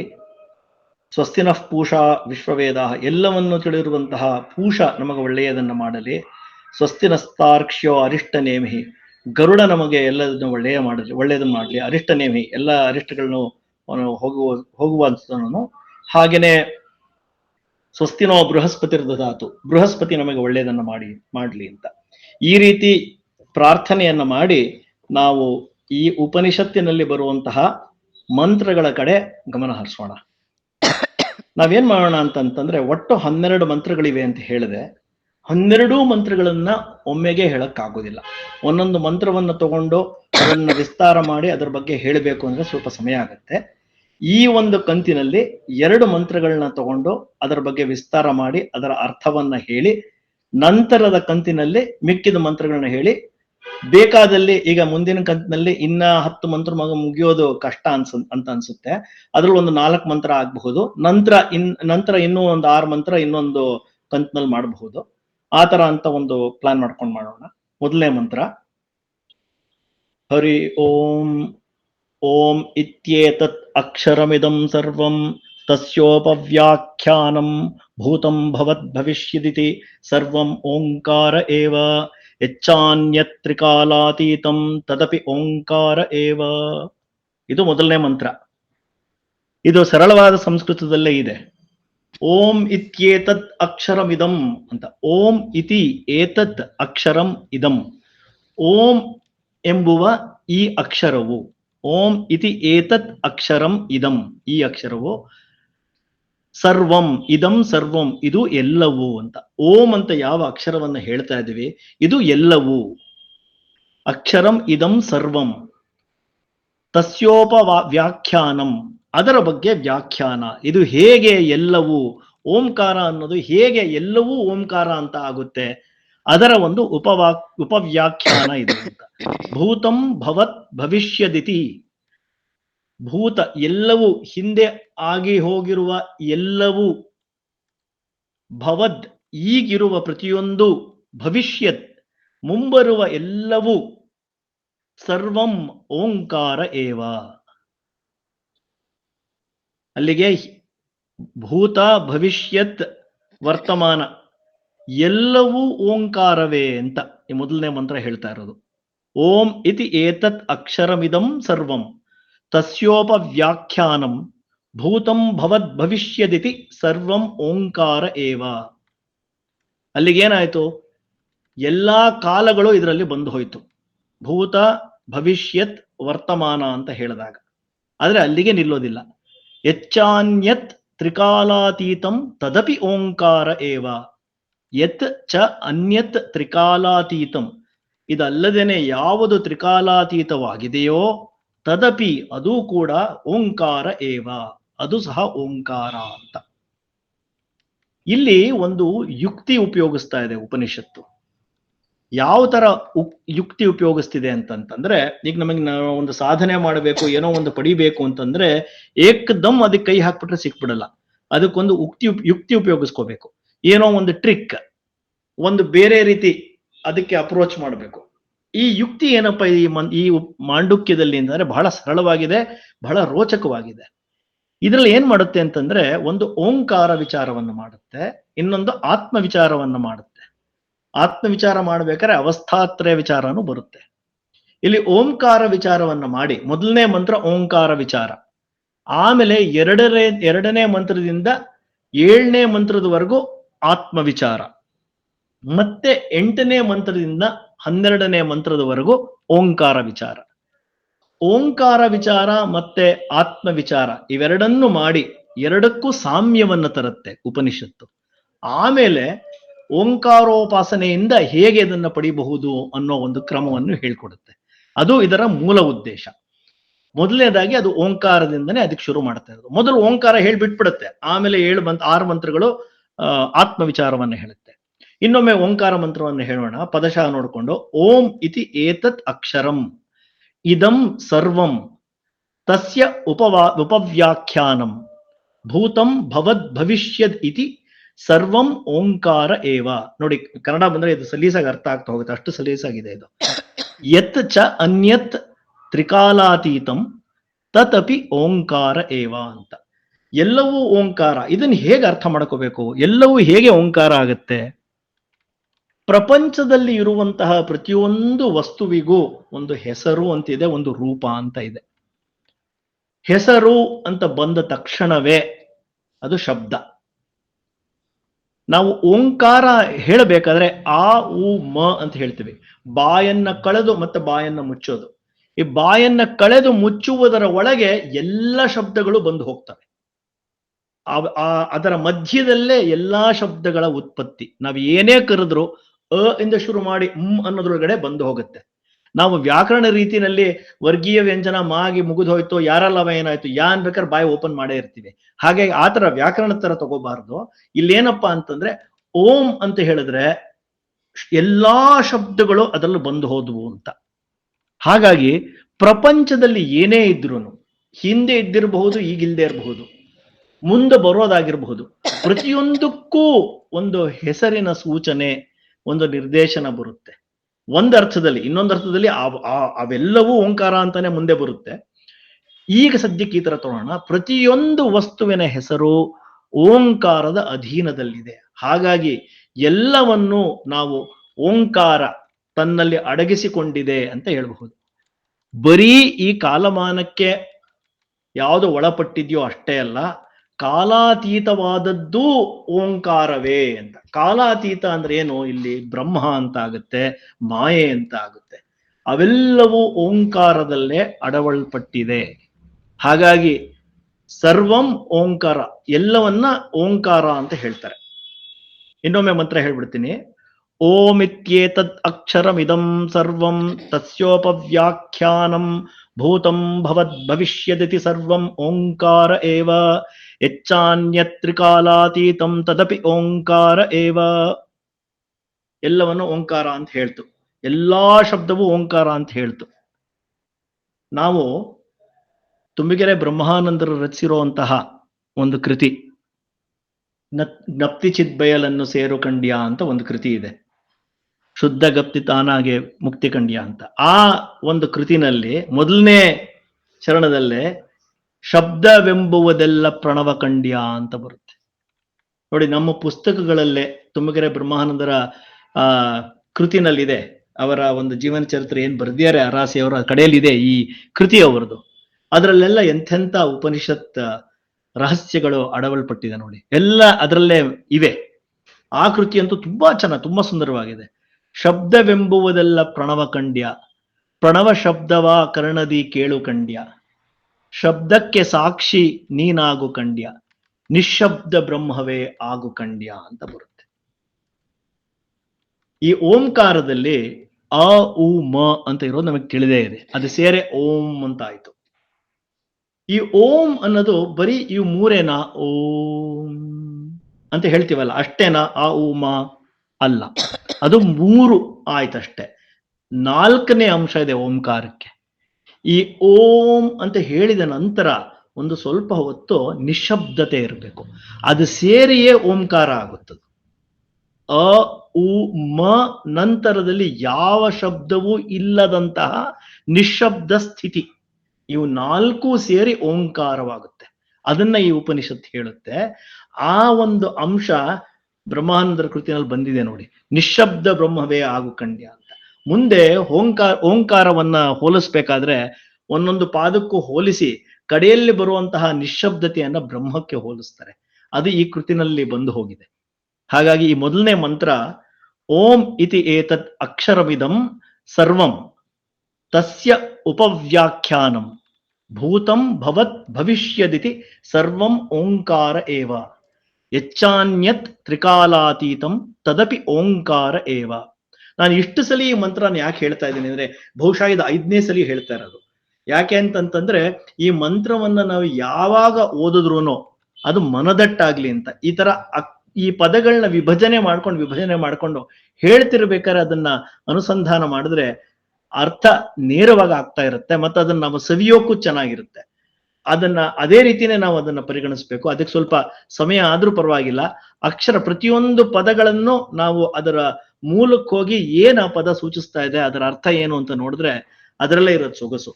ಈ ಬೇರೆ ಮಂತ್ರಗಳ ತರ ಇಲ್ಲಿ ಅರ್ಥ ಆಗದೇ ಇರುವಂತಹ ಯಾವುದೋ ಶಬ್ದಗಳನ್ನ ಆತರ ಇರೋದಿಲ್ಲ. ಇದಕ್ಕೆ ನಿರುಕ್ತಿ ಬೇಕು ಅಂತ ಏನಿರೋದಿಲ್ಲ. ಇದಕ್ಕೆ ಭಾಷ್ಯವೇ ಆಧಾರ. ಸಾಮಾನ್ಯವಾಗಿ ಇದರಲ್ಲಿ ಈ ಪದಶಃ ಅರ್ಥಗಳು ಆಗ್ತವೆ. ಕೆಲವು ಸಲ ವೇದಾಂತ ವಿಚಾರಕ್ಕೆ ಬಂದಾಗ ಅದರ ಹಿನ್ನೆಲೆ ಏನು ಅಂತ ಬೇಕಾದಾಗ ಭಾಷ್ಯ ಬೇಕೇ ಬೇಕಾಗುತ್ತೆ. ಆದ್ರೆ ಆ ಪದಗಳನ್ನ ಅರ್ಥ ಮಾಡ್ಕೊಳ್ಳೋದು ಸಾಕಷ್ಟು ಸಲೀಸಾಗೇ ಇವೆ. ಹಾಗಾಗಿ ಮತ್ತೆ ಮತ್ತೆ ಆ ಮಂತ್ರಗಳನ್ನ ಹೇಳ್ತಾ ಇರ್ತೀನಿ, ಚೆನ್ನಾಗಿ ಮನದಟ್ಟಾಗ್ಲಿ ಅಂತ. ಅದು ಮೊದಲನೇ ಮಂತ್ರ. ಈ 2ನೇ ಮಂತ್ರಕ್ಕೆ ಬಂದಾಗ ಇದು ಬಹಳ ಚೆನ್ನಾಗಿದೆ. ಈ 2ನೇ ಮಂತ್ರದಿಂದ ಏನ್ ಮಾಡ್ಬಿಡ್ತಾರೆ, ಓಂಕಾರವನ್ನು ಬಿಟ್ಟು ಆತ್ಮ ವಿಚಾರಕ್ಕೆ ಬರ್ತಾರೆ. ಮತ್ತೆ ಎಂತ ಸುಯೋಗ ನೋಡಿ, ಈ ಮಂತ್ರವನ್ನು ಹೇಳಿದ್ಮೇಲೆ ಆ ವಿಚಾರ ಹೇಳ್ತೀನಿ. ಸರ್ವಂ ಹಿ ಏತದ್ ಬ್ರಹ್ಮ ಅಯಮಾತ್ಮ ಬ್ರಹ್ಮ ಸೋಯಮಾತ್ಮ ಚತುಷ್ಪಾತ್. ಇದೇ 2ನೇ ಮಂತ್ರ. ಇಷ್ಟೇ ಮಂತ್ರ ಇರೋದು. ಮೊದಲನೇ ಮಂತ್ರ ಅಷ್ಟು ಚಿಕ್ಕದು, 2ನೇ ಮಂತ್ರ ಇಷ್ಟೇ ಇರೋದು. ಈ ತರದ 12 ಮಂತ್ರಗಳಿವೆ ಅಷ್ಟೇ ನೋಡಿ. ಸರ್ವಂ ಹಿ ಏತದ್ ಬ್ರಹ್ಮ, ಏತದ್ ಸರ್ವಂ, ಇವೆಲ್ಲವೂ ಬ್ರಹ್ಮ. ನಮಗೆ ಏನು ಕಾಣಿಸ್ತಾ ಇದೆಯೋ ಪ್ರತಿಯೊಂದು, ನಮಗೆ ಕಾಣಿಸ್ದೇ ಇರೋದು ಸಹ ಎಲ್ಲವೂ ಬ್ರಹ್ಮವೇ. ಅದ್ರ ಬಗ್ಗೆ 2 ಮಾತೇ ಇಲ್ಲ. ಎಲ್ಲದರ ಹಿಂದೆ ಇರೋದು ಬ್ರಹ್ಮನೇ. ಬ್ರಹ್ಮವೇ ಬಹುವಾಗಿ ತೋರ್ತಾ ಇರುವಂಥದ್ದು ನಮಗೆ ಗೊತ್ತಿರುವಂತಹ ವಿಷಯ. ಕೇಳಿದೀವಿ ಇದ್ರ ಬಗ್ಗೆ. ಅನುಭವ ಇದೆಯಲ್ಲ ಅದು ಬೇರೆ ವಿಚಾರ, ಕೇಳಿದೀವಿ. ನಂತರದಲ್ಲಿ ಬರುತ್ತೆ ನೋಡಿ, ಸರ್ವಂ ಹಿ ಏತದ್ ಬ್ರಹ್ಮ ಅಂದ್ಮೇಲೆ ಅಯಮಾತ್ಮ ಬ್ರಹ್ಮ, ಈ ಆತ್ಮವೇ ಬ್ರಹ್ಮ. ಈ ಅಯಮಾತ್ಮ ಬ್ರಹ್ಮ ಅನ್ನೋದು 4 ಮಹಾವಾಕ್ಯಗಳಲ್ಲಿ ಒಂದು ವಾಕ್ಯ. ನಮಗೆ ಗೊತ್ತಿದೆ 4 ಮಹಾವಾಕ್ಯಗಳು ಯಾವುವು ಅಂತ. ಅಹಂ ಬ್ರಹ್ಮಾಸ್ಮಿ, ತತ್ವಮಸಿ, ಪ್ರಜ್ಞಾನಂ ಬ್ರಹ್ಮ, ಅಯಮಾತ್ಮ ಬ್ರಹ್ಮ. ಇವು 4 ಮಹಾವಾಕ್ಯಗಳು. ಅಪ್ಪ ಅವರ ಉಪನಯನದ ಸಂದರ್ಭದಲ್ಲಿ ಯಲ್ಲಪ್ಪಜ್ಜನವರು ಅವತ್ತಿನ ಸಂಜೆ ಅಪ್ಪ ಅವ್ರನ್ನ ಕರ್ಕೊಂಡು ಹೋಗಿ ಆ ಬಿಲ್ವ ವೃಕ್ಷದ ಕಟ್ಟೆ ಮೇಲೆ ಕೂತ್ಕೊಂಡು ಅವರನ್ನ ತೊಡೆ ಮೇಲೆ ಕೂಡಿಸ್ಕೊಂಡು ಈ 4 ಮಹಾವಾಕ್ಯಗಳನ್ನ ಉಪದೇಶ ಮಾಡಿ ಅರ್ಥ ವಿವರಣೆ ಮಾಡ್ತಾರೆ. ಬ್ರಹ್ಮಾನಂದರು ಅವರಿಗೆ ಆದೇಶ ಕೊಟ್ಟಿರ್ತಾರೆ. ಈ 4 ಮಹಾವಾಕ್ಯಗಳನ್ನೇ ಶಂಕರಾಚಾರ್ಯರು ಆಮ್ನಾಯ ಪೀಠಗಳಿಗೆ ಈ ಟ್ಯಾಗ್ ಲೈನ್ ತರ ಕೊಟ್ಟಿರೋದು. ಪ್ರತಿಯೊಂದಕ್ಕೂ ಒಂದೊಂದು ಕೊಟ್ಟಿದ್ದಾರೆ. ಮತ್ತೆ ಒಂದೊಂದು ವೇದನೂ ನಿರ್ದೇಶನ ಮಾಡಿದ್ದಾರೆ. ಋಗ್ವೇದಕ್ಕೆ ಪ್ರಜ್ಞಾನಂ ಬ್ರಹ್ಮ, ಅದು ಐತರೇಯ ಉಪನಿಷತ್ತಲ್ಲೇ ಬರುತ್ತೆ. ಯಜುರ್ವೇದಕ್ಕೆ ಅಹಂ ಬ್ರಹ್ಮಾಸ್ಮಿ, ಅದು ಚಾಂದೋಗ್ಯದಲ್ಲಿ ಬರುತ್ತೆ, ಅದು ಬೃಹದಾರಣ್ಯಕದಲ್ಲಿ ಬರುತ್ತೆ. ಸಾಮವೇದಕ್ಕೆ ತತ್ವಮಸಿ, ಅದು ಛಾಂದೋಗ್ಯದಲ್ಲಿ ಬರುತ್ತೆ. ಅಥರ್ವಣ ವೇದಕ್ಕೆ ಅಯಮಾತ್ಮ ಬ್ರಹ್ಮ, ಅದು ಮಾಂಡುಕ್ಯದಲ್ಲಿ ಬರುತ್ತೆ. ಆ ಮಾಂಡುಕ್ಯವನ್ನೇ ನಾವಿವತ್ತು ನೋಡ್ತಾ ಇರುವಂಥದ್ದು. 2ನೇ ಮಂತ್ರ ಸರ್ವಂ ಹಿ ಏತದ್ ಬ್ರಹ್ಮ. ಅದು ಹೇಳಬೇಕೆ ಸರ್ವಂ ಹ್ಯೇತದ್ ಬ್ರಹ್ಮ ಅಂತ ಬರುತ್ತೆ. ಅದು ನಾನು ಸಂಧಿ ಬಿಡಿಸೇ ಹೇಳ್ತಾ ಇದ್ದೀನಿ. ಸರ್ವಂ ಹಿ ಏತದ್ ಬ್ರಹ್ಮ ಅಯಮಾತ್ಮ ಬ್ರಹ್ಮ ಸೋಯಮಾತ್ಮ ಚತುಷ್ಪಾತ್. ಎಲ್ಲವೂ ಬ್ರಹ್ಮ ಅನ್ನೋದು ಒಂದು. ಸರ್ವಂ ಹಿ ಏತದ್ ಬ್ರಹ್ಮ, ಇವೆಲ್ಲವೂ ಬ್ರಹ್ಮ ಅನ್ನೋದು. ಅಯಮಾತ್ಮ ಬ್ರಹ್ಮ, ಈ ಆತ್ಮವು ಬ್ರಹ್ಮ ಅಂತ. ಎಲ್ಲವೂ ಬ್ರಹ್ಮ ಅಂತ ಹೇಳಿದ ಮೇಲೆ ಈ ಆತ್ಮವು ಬ್ರಹ್ಮ ತನ್ನಿಂತಾನೆ ಆದ ಹಾಗೇನೆ. ಆದ್ರೂ ಅದನ್ನ ಎಂಫಸೈಸ್ ಮಾಡೋದು ಅಂತ ಹೇಳ್ತಾರಲ್ಲ, ಅದಕ್ಕೆ ಒತ್ತು ಕೊಡೋದಿಕ್ಕೆ ಅದು ಮತ್ತೆ ಉಲ್ಲೇಖ ಆಗೇ ಆಗುತ್ತೆ. ಸರ್ವಂ ಹಿ ಏತದ್ ಬ್ರಹ್ಮ ಅಂತ ಆದ ನಂತರ ಅಯಮಾತ್ಮ ಬ್ರಹ್ಮ ಅನ್ನೋದನ್ನ ವಿಶೇಷವಾಗಿ ಹೇಳಿದೆ. ಅದು ಮಹಾವಾಕ್ಯ, ಅದು ಅದಕ್ಕೆ ಹೇಳಿದ್ದಾರೆ. ಆಮೇಲೆ ಸೋಯಮಾತ್ಮ ಚತುಷ್ಪಾತ್, ಈ ಆತ್ಮ ಅನ್ನೋದೇನಿದೆ ಅದು 4 ಪಾದಗಳನ್ನ ಒಳಗೂಡಿದೆ ಅಂತ. 4 ಪಾದಗಳು ಅಂತಂದ್ರೆ 4 ಭಾಗಗಳು ಅಂತ. ಅದಕ್ಕೆ ಕಾಲು ಅಂತ ಅಲ್ಲ, 4 ಭಾಗಗಳು ಅಂತ ನಾವು ಅರ್ಥ ಮಾಡ್ಕೋಬೇಕು. ಇಲ್ಲಿ ಒಂದು ವಿಶೇಷವಾದ ಅರ್ಥ ಏನು ಅಂತಂದ್ರೆ, ಸರ್ವಂ ಹಿ ಏತದ್ ಬ್ರಹ್ಮ, ಎಲ್ಲವೂ ಬ್ರಹ್ಮ ಅಂತ ಹೇಳಾಯ್ತು. ಅಯಮಾತ್ಮ ಬ್ರಹ್ಮ ಅಂತ ಹೇಳಾಯ್ತು. ಈ ಆತ್ಮವು ಬ್ರಹ್ಮ ಅಂತ ಹೇಳಾಯ್ತು. ಸ್ವಯಂ ಆತ್ಮ ಚತುಷ್ಪಾತಿಗೆ ಬರೋಣ. ಈಗ ನಾವು ಬ್ರಹ್ಮವನ್ನು ತಿಳ್ಕೋಬೇಕು ಅಂತ ಹೇಳಿದ್ರೆ ಒಂದೋ ಎಲ್ಲವನ್ನು ತಿಳ್ಕೊಳಕ್ ಹೋಗ್ಬೇಕು. ಸರ್ವಂ ಹಿ ಏತದ್ ಬ್ರಹ್ಮ, ಎಲ್ಲವೂ ಬ್ರಹ್ಮ ಅಂತಂದ್ರೆ ಬ್ರಹ್ಮವನ್ನ ಅರಿಬೇಕು ಅಂದ್ರೆ ಎಲ್ಲವನ್ನೂ ಅರಿಬೇಕು ಅಂತ. ಆದ್ರೆ ಅಯಮಾತ್ಮ ಬ್ರಹ್ಮ ಅಂತ ಹೇಳಿದ್ದಾರೆ, ಈ ಆತ್ಮವು ಬ್ರಹ್ಮ ಅಂತ, ಈ ಆತ್ಮವೇ ಬ್ರಹ್ಮ ಅಂತ ಹೇಳಿದ್ದಾರೆ. ಅಂದ್ರೆ ಆತ್ಮವು ಬ್ರಹ್ಮ, ಎಲ್ಲವೂ ಬ್ರಹ್ಮ ಅಂತ ಆದ್ಮೇಲೆ ಆತ್ಮವನ್ನ ತಿಳಿದರೆ ಬ್ರಹ್ಮವನ್ನ ತಿಳಿದಂಗಾಯ್ತೋ ಇಲ್ಲೋ? ಆತ್ಮವನ್ನು ತಿಳಿಯೋದ್ರಿಂದ, ಬ್ರಹ್ಮವನ್ನು ತಿಳಿಯೋದ್ರಿಂದ ಎಲ್ಲವನ್ನು ತಿಳಿದ ಹಾಗೆ ಆಯ್ತೋ ಇಲ್ವೋ? ಹಾಗಾಗಿ ಆತ್ಮವನ್ನು ತಿಳಿಯೋದೇ ಗುರಿ ಅನ್ನೋದನ್ನ, ಇದನ್ನ ಪರೋಕ್ಷವಾಗಿ ತಗೊಂಡ್ಬರ್ತಾ ಇದ್ದಾರೆ ಈ ಒಂದು ಅಂಶನ. ಹಾಗಾಗಿ ಸರ್ವಂ ಹಿ ಏತದ್ ಬ್ರಹ್ಮ ಅಯಮಾತ್ಮ ಬ್ರಹ್ಮ ಸೋಯಮಾತ್ಮ ಚತುಷ್ಪಾತ್. ಈಗ ಎಲ್ಲವೂ ಬ್ರಹ್ಮ, ಈ ಆತ್ಮವೂ ಬ್ರಹ್ಮ ಅಂತ ಹೇಳಾಯ್ತು. ಆ ಹೇಳಿದ ತಕ್ಷಣ ನಮ್ಗೆ ಅರ್ಥ ಆಯ್ತು, ಓ ಹೌದಂತೆ ಆತ್ಮನು ಬ್ರಹ್ಮ ಅಂತೆ ಅಂತ. ಆದ್ರೆ ಅನುಭವ ಆಗ್ಲಿಲ್ವಲ್ಲ. ನಮ್ಮ ಆತ್ಮ ಬ್ರಹ್ಮ, ನಾವು ಆತ್ಮದಲ್ಲಿ ನೆಲೆ ನಿಂತಿದೀವಿ ಅಂತ ಅನ್ನಿಸ್ತಾ ಇಲ್ವಲ್ಲ. ಅಂದ್ರೆ ನಾವಿನ್ನೂ ಏನಾದ್ರು ಮಾಡಬೇಕಿಲ್ಲಿ. ಈ ಸತ್ಯ ಅನ್ನೋದು ಎಷ್ಟು ಡೈರೆಕ್ಟ್ ಆಗಿದೆಯೋ, ಎಷ್ಟು ನೇರವಾಗಿದೆಯೋ, ದಿಟ್ಟವಾಗಿದೆಯೋ, ಆದ್ರೂ ಅನುಭವದ ಕೊರತೆ ಇದೆ. ನಮಗೆ ಏಕದಮ್ ಅನುಭವಕ್ಕೆ ಬರ್ತಿಲ್ಲ ಅದು. ಈ ಎಲ್ಲ ಉಪನಿಷತ್ತುಗಳು, ಸಾಧನೆಗಳು ಇವೆಲ್ಲ ಇರೋದೇ ಆ ಅನುಭವವನ್ನ ನಾವು ಕರತಲ ಮೂಲಕ ಮಾಡ್ಕೊಳ್ಳೋದಿಕ್ಕೆ. ಹೇಳಿದ ಕೂಡಲೇ ಆಗೋದಿಲ್ಲ, ಅದು ಮಾಡ್ಕೋಬೇಕು. ಅದಕ್ಕೆಲ್ಲ ಯುಕ್ತಿಗಳಿವೆ. ಉಪನಿಷತ್ತುಗಳಲ್ಲಿ ಆ ಯುಕ್ತಿಗಳು ಎಷ್ಟೋ ಹೇಳಿದ್ದಾರೆ. ಅದನ್ನ ಸೂಚಿಸೋದಿಕ್ಕೆ ಈ ಉಪನಿಷತ್ತಿರೋದು. ಈ ಸರ್ವಂ ಏತದ್ ಬ್ರಹ್ಮ ಅಂತ ಆದ್ಮೇಲೆ, ಅಯಮಾತ್ಮ ಬ್ರಹ್ಮ ಅಂತ ಆದ್ಮೇಲೆ, ಈ ಆತ್ಮವನ್ನ ನಾವು ಹೇಗೆ ಅರಿತುಕೊಳ್ಳಬೇಕು? ಈ ಆತ್ಮ ಅಂದ್ರೆ ಏನು? ಅದರ ಸ್ವರೂಪವಾದ್ರೆ ಏನು? ಅದ್ರ ಬಗ್ಗೆ ನಾವು ಹೇಗೆ ಅನುಸಂಧಾನ ಮಾಡಬೇಕು? ಅದನ್ನ ತಿಳಿಯೋದ್ರಿಂದ ಬ್ರಹ್ಮವನ್ನೇ ತಿಳಿಯೋ ಹಾಗಾಗುತ್ತೆ ಅಂತ ಹೇಳ್ತಾ ಇದ್ದೀರಾ ಮಂತ್ರದಲ್ಲಿ. ಬ್ರಹ್ಮ ಅಂದ್ರೆ ಎಲ್ಲವೂ ಅಂತ ಆಗ್ತಾ ಇದೆ. ಹಾಗಾದ್ರೆ ಈ ಆತ್ಮವನ್ನ ತಿಳಿಯೋದು ಹೇಗೆ? ಆತ್ಮದ ಅನಾಲಿಸಿಸ್ ಹೇಗೆ ಮಾಡಬೇಕು ಅನ್ನೋದಿಕ್ಕೇನೆ ಮುಂದಿನ ಮಂತ್ರಗಳಿರೋದು. ಅದರಲ್ಲಿ ಒಂದು ಹಿಂಟ್ ಕೊಟ್ಟಿದ್ದಾರೆ ನೋಡಿ ಇಲ್ಲಿ, ಸೋಯಮಾತ್ಮ ಚತುಷ್ಪಾತ್ ಅಂತ. ಈ ಆತ್ಮವನ್ನ ನಾವು 4 ಭಾಗಗಳಾಗಿ ತಗೋಬೇಕು ಅಂತ ಹೇಳಿದೆ. ಆ 4 ಭಾಗಗಳು ಅವನ್ನೆಲ್ಲ ಮುಂದಿನ 5 ಮಂತ್ರಗಳಲ್ಲಿ ಕೊಟ್ಟಿದ್ದಾರೆ, ಆತ್ಮದ ಬಗ್ಗೆ ಇರೋದು. ಆ 5 ಮಂತ್ರಗಳಲ್ಲಿ ಕೊಟ್ಟಿರುವಂತಹ ವಿಚಾರನ ತಿಳ್ಕೊಳ್ಳೋ ಮುಂಚೆ ಒಂದಷ್ಟು ನಾವು ಪ್ರಿಪರೇಷನ್, ತಯಾರಿ ಮಾಡ್ಕೋಬೇಕು. ಅದನ್ನ ಇವಾಗ ಮಾಡ್ಕೊಳ್ಳೋಣ. ಮೊದಲನೇದಾಗಿ, ನಾವು ಯಾವುದೇ ಒಂದು ವಸ್ತು ಇದೆ, ಅದು ಇದೆ ಅಂತ ತಿಳ್ಕೋಬೇಕಾದ್ರೆ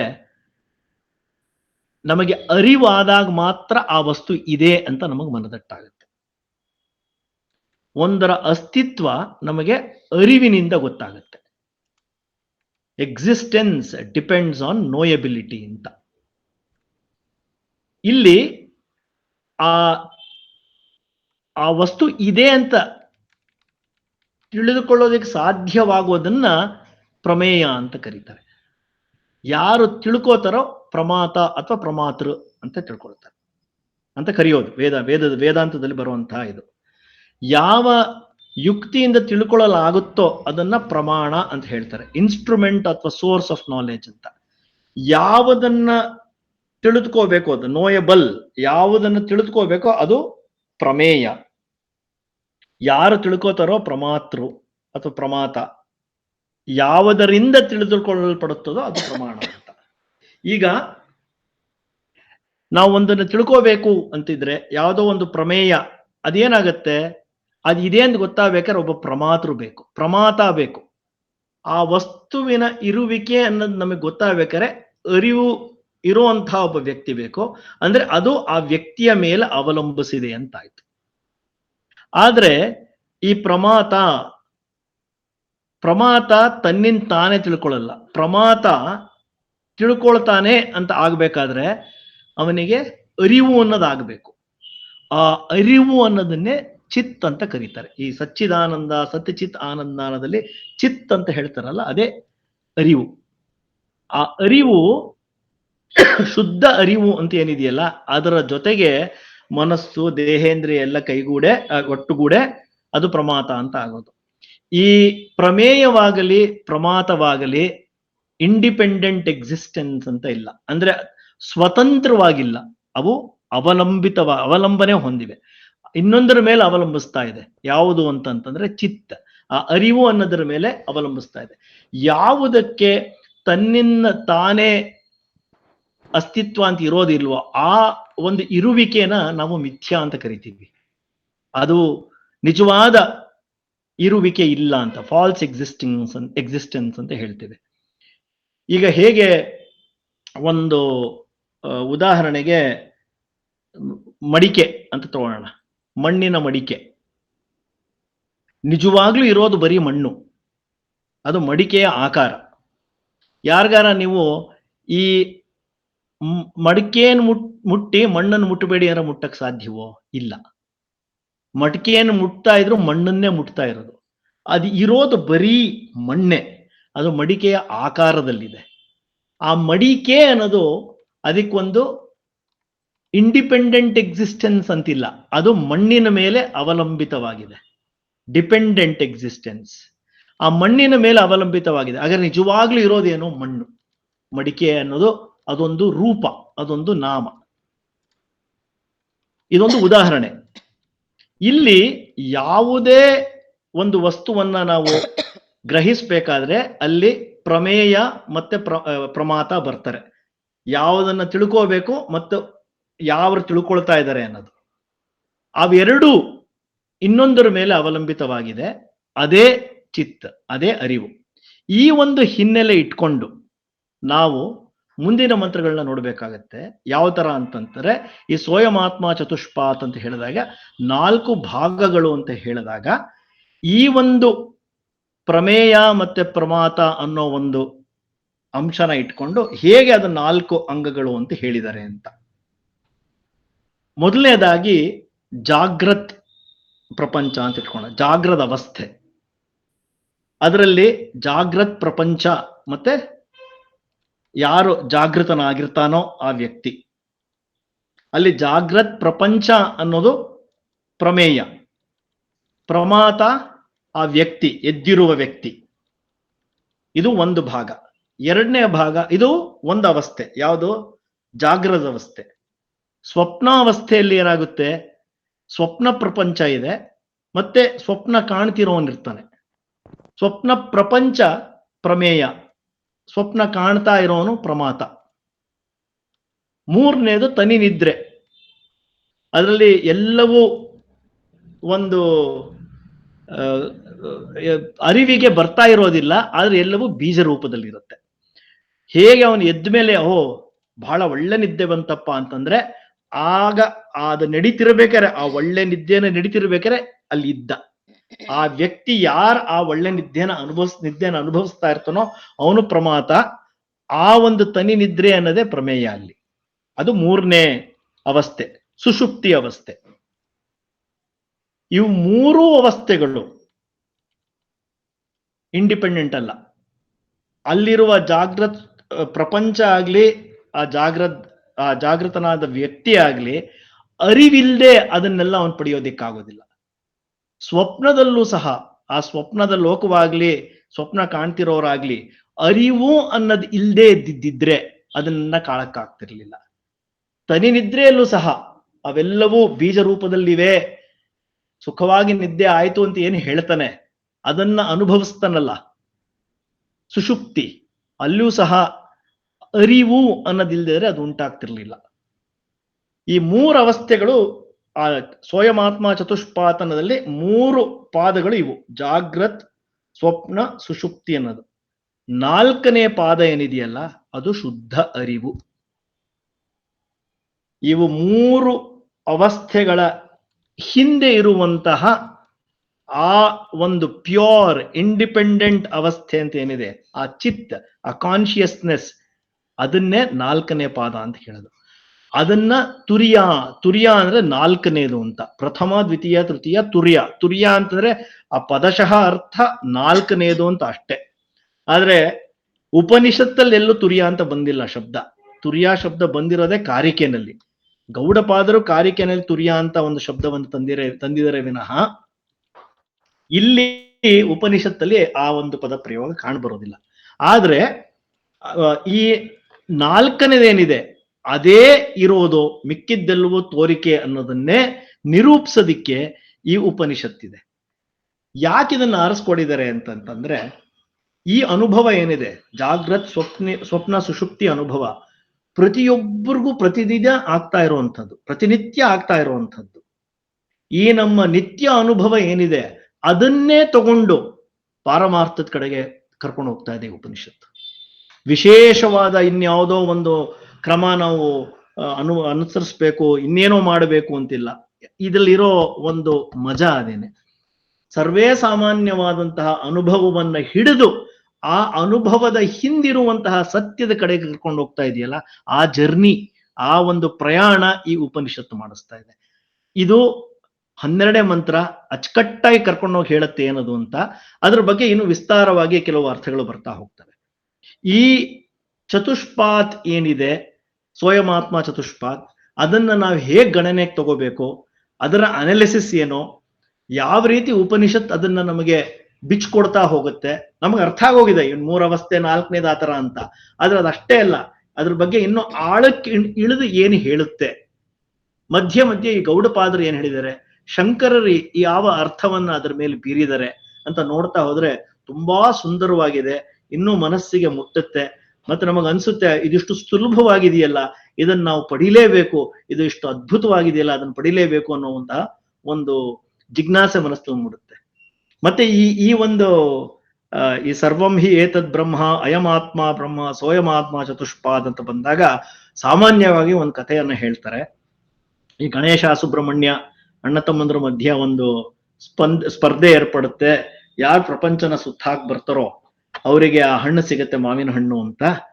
ಸುಬ್ರಹ್ಮಣ್ಯ ತನ್ನ ನವಿಲನ್ನ ಏರಿ ಹೊರಟೇ ಬಿಡ್ತಾನೆ, ಪ್ರಪಂಚ ಸುತ್ಕೊಂಡ್ ಬರ್ತೀನಿ ಅಂತ.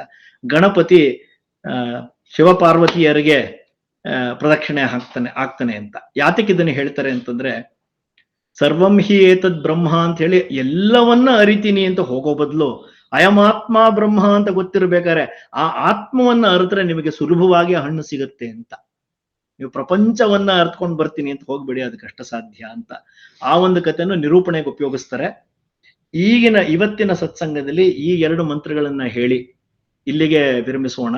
ಮುಂದಿನ ಸತ್ಸಂಗದಲ್ಲಿ ಇನ್ನೂ ಒಂದು 4 ಮಂತ್ರಗಳನ್ನ ತಗೊಂಡು ಅದ್ರ ಬಗ್ಗೆ ಒಂದು ವಿಸ್ತಾರ ಮಾಡಿ ಏನು ನಮಗೆ ಅನ್ಸುತ್ತೆ ಅದನ್ನೆಲ್ಲ ಹಂಚ್ಕೊಳ್ಳೋಣ. ಮತ್ತೆ ಇದು ಯಾವುದೋ ಅನುಭವದ ಮಾತಲ್ಲ, ಇವೆಲ್ಲ ಓದಿ ಕೇಳಿ ಮನಸ್ಸಿಗೇನು ನಾಟಿದೆ ಅದನ್ನ ಹೇಳ್ತಾ ಇರುವಂಥದ್ದು. ಮೊದಲೇ ಹೇಳಿದಾಗೆ ಅರ್ಹತೆ ಖಂಡಿತ ಇಲ್ಲ ಅಂತ ಅನ್ಸುತ್ತೆ. ಅಪ್ಪ ಹೇಗೆ ನುಡಿಸಿದನೋ ಹಾಗೆ ಬಂದಿದೆ. ಇಷ್ಟು ಹೇಳಿ ಇವತ್ತಿನ ಈ ಮಾಂಡುಕ್ಯ ಉಪನಿಷತ್ತಿನ 2 ಮಂತ್ರಗಳನ್ನ ಇಲ್ಲಿಗೆ ಮಂಗಳ ಮಾಡೋಣ. ಇನ್ನೊಮ್ಮೆ ಶಾಂತಿ ಮಂತ್ರ ಹೇಳ್ಬಿಡ್ಬೇಕದ್ರದ್ದು. ಓಂ ಭದ್ರಂ ಕರ್ಣೇಭಿರ್ ಶೃಣುಯಾಮ ದೇವಾಃ ಭದ್ರಂ ಪಶ್ಯೇಮಾಕ್ಷಭಿರ್ಯಜತ್ರಾಃ ಸ್ಥಿರೈರಂಗೈಸ್ತುಷ್ಟವಾಗುಂಸಸ್ತನೂಭಿಃ ಯಶೇಮ ದೇವಹಿತಂ ಯದಾಯುಃ ಸ್ವಸ್ತಿ ನ ಇಂದ್ರೋ ವೃದ್ಧಶ್ರವಾಃ ಸ್ವಸ್ತಿ ನಃ ಪೂಷಾ ವಿಶ್ವವೇದಾಃ ಸ್ವಸ್ತಿ ನಸ್ತಾರ್ಕ್ಷ್ಯೋ ಅರಿಷ್ಟನೇಮಿಃ ಸ್ವಸ್ತಿ ನೋ ಬೃಹಸ್ಪತಿರ್ದಧಾತು. ಓಂ ಶಾಂತಿ ಶಾಂತಿ ಶಾಂತಿ. ಸದ್ಗುರು ಚರಣಾರವಿಂದಾರ್ಪಣಮಸ್ತು.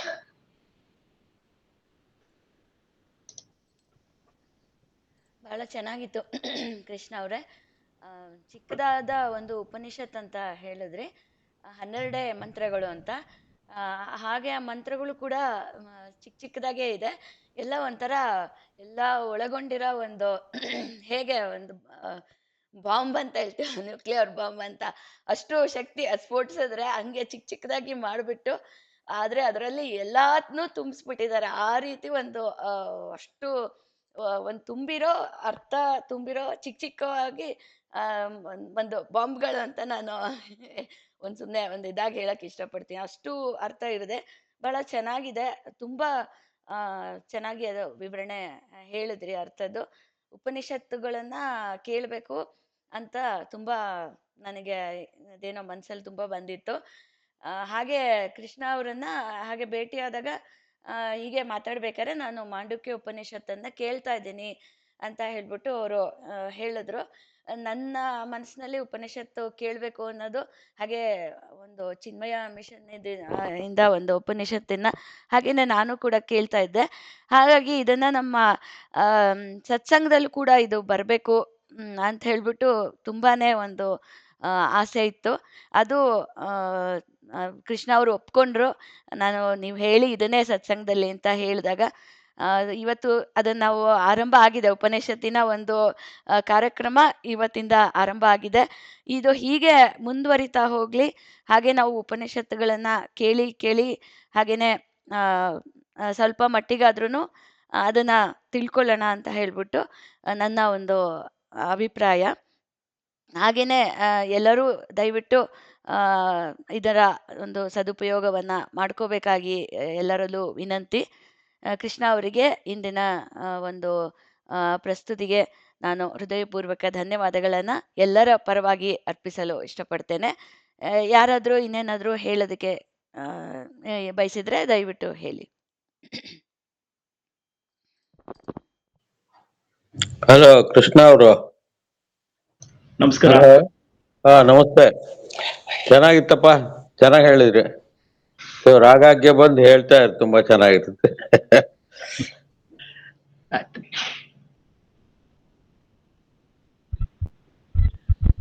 ನಮಸ್ಕಾರ ಕೃಷ್ಣ ಅವರೇ. ನಮಸ್ಕಾರ. ನಮಸ್ಕಾರ. ಬಹಳ ಚೆನ್ನಾಗಿತ್ತು. ನೀವು ಸರ್ವಂ ಓಂಕಾರ ಏವ ಅಂತಂದಾಗ್ಲೇ ಎಲ್ಲವೂ ಬಂತು ಅದರಲ್ಲೇ ಅಂತ ಅನಿಸ್ತು. ಅದನ್ನ ಚೆನ್ನಾಗಿ ನೀವು ಓಂಕಾರವನ್ನ ಚೆನ್ನಾಗಿ ಅರ್ಥ ಸಹಿತ ಹೇಳಿದ್ರಿ. ಪ್ರಮಾದ ಪ್ರಮೇಯ ಅವುಗಳನ್ನು ಮಾತ್ರ ತುಂಬಾನೇ ಚೆನ್ನಾಗಿ ಅದನ್ನ ಅರ್ಥ ವಿಶ್ಲೇಷಣೆ ಮಾಡಿದ್ರಿ. ಬಹಳ ಚೆನ್ನಾಗಿತ್ತಪ್ಪ. ಧನ್ಯವಾದಗಳು. ನಮಸ್ಕಾರ. ನಮಸ್ಕಾರ ಕೃಷ್ಣ ಅವರೇ, ತುಂಬಾ ಚೆನ್ನಾಗಿ ಹೇಳಿದ್ರಿ. ಅಭಿನಂದನೆಗಳು ಹಾಗೂ ಧನ್ಯವಾದಗಳು. ಹಾಗೂ ಇದು ನನಗೊಂದು ಜಿಜ್ಞಾಸೆಗಾಗಿ ಏನೋ ಒಂದು ಪ್ರಶ್ನೆ ಬರ್ತಾ ಇತ್ತು. ಇದನ್ನ ಸ್ತ್ರೀಯರು ಅಧ್ಯಯನ ಮಾಡಕ್ಕೆ ಏನಾದ್ರು ನಿಬಂಧನೆಗಳಿದೆಯಾ ಹೇಗೆ ಅಂತ?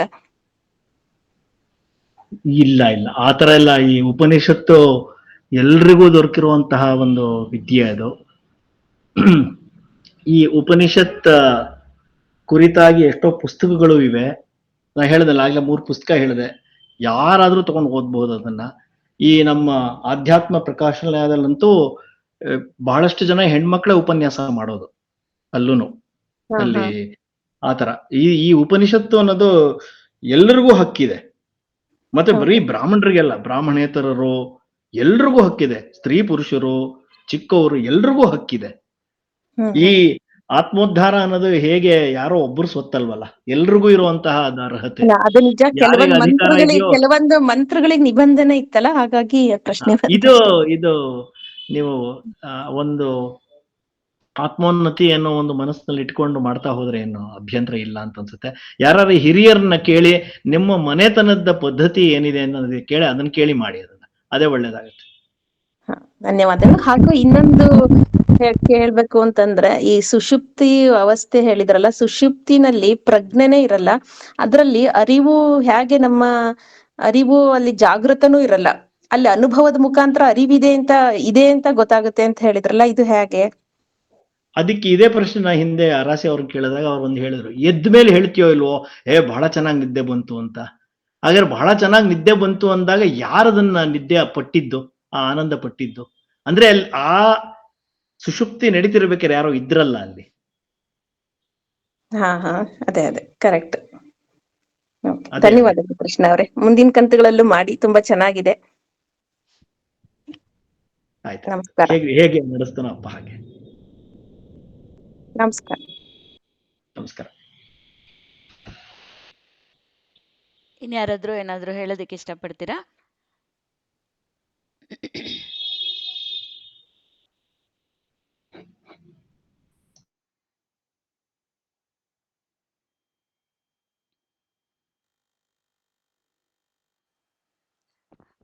ಸರಿ, ಹಾಗಿದ್ರೆ ನಾನು ಮತ್ತೊಮ್ಮೆ ಕೃಷ್ಣ ಅವರಿಗೆ ಧನ್ಯವಾದಗಳನ್ನು ಅರ್ಪಿಸ್ತೇನೆ. ಕೃಷ್ಣ ಅವರ ಮುಂದಿನ ವಾರ ಕೂಡ ಇದು ಕಂಟಿನ್ಯೂ ಆಗ್ತಾ ಇದೆ. ಮತ್ತೆ ನಾವು ಇದರ ಮುಂದುವರೆದ ಭಾಗವನ್ನು ಕೇಳೋಣ. ಹಾಗೂ ಮುಂದಿನ ವಾರ ಕೂಡ ಇದು ಇನ್ನೂ ಉಳಿಯತ್ತೆ. ಮುಂದಿನ ವಾರದ್ದು ಕೂಡ ಇದು ಮುಕ್ತಾಯ ಆಗೋದಿಲ್ಲ ಅಂತ ಕೃಷ್ಣ ಅವರು ಹೇಳಿದ್ರು. ತದನಂತರ ಇದನ್ನ ಖಂಡಿತ ಮುಂದುವರಿಸ್ಕೊಂಡು ಇದನ್ನ ಒಂದು ಪೂರ್ತಿಯಾಗಿ ಇದನ್ನ ನಾವು ಕೇಳೋಣ ನಮ್ಮ ಸತ್ಸಂಗದಲ್ಲಿ. ಅವಕಾಶ ಆದಾಗ ಮತ್ತೆ ಮುಂದಿನ ವಾರ ಖಂಡಿತ ಇದೇ ಮುಂದುವರಿಯುತ್ತೆ. ನಂತರದ ದಿನದಲ್ಲಿ ಅವಕಾಶ ಆದಾಗ ಮತ್ತೆ ಮುಂದುವರಿಸೋಣ ಅಂತ ನಾನು ಎಲ್ಲರಿಗೂ ಹೇಳೋದಕ್ಕೆ ಇಷ್ಟಪಡ್ತೇನೆ. ಹಾಗೂ ದಯವಿಟ್ಟು ಎಲ್ಲರೂ ಗಣಪತಿ ಶಾಸ್ತ್ರಿ ಅವರು ಹ್ಯಾಂಡ್ ರೈಸ್ ಮಾಡಿದ್ದೀರಾ, ಮಾತಾಡ್ತೀರಾ?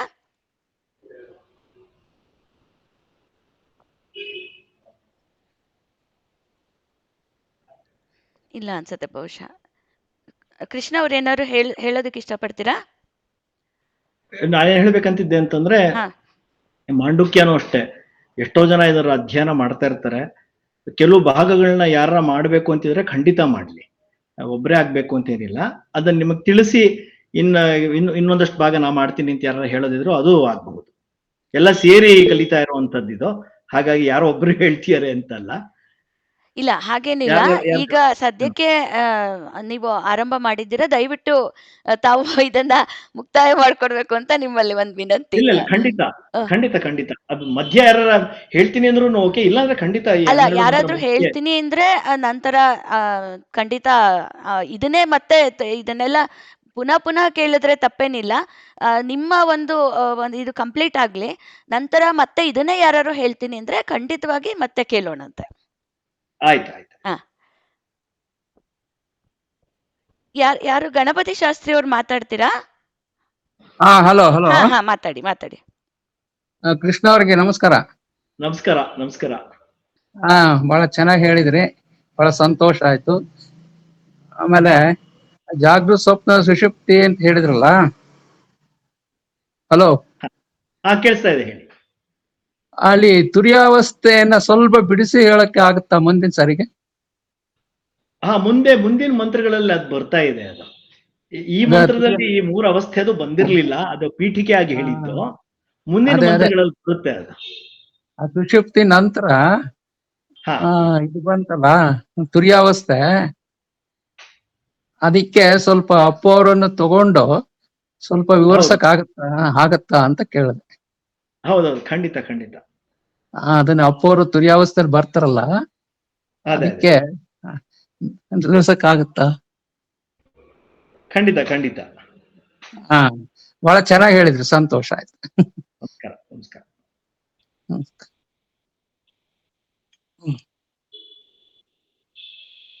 ಮತ್ಯಾರಾದ್ರೂ ಏನಾದ್ರು ಅನಿಸಿಕೆ ಹೇಳೋದಕ್ಕೆ ಇಷ್ಟಪಡ್ತೀರಾ?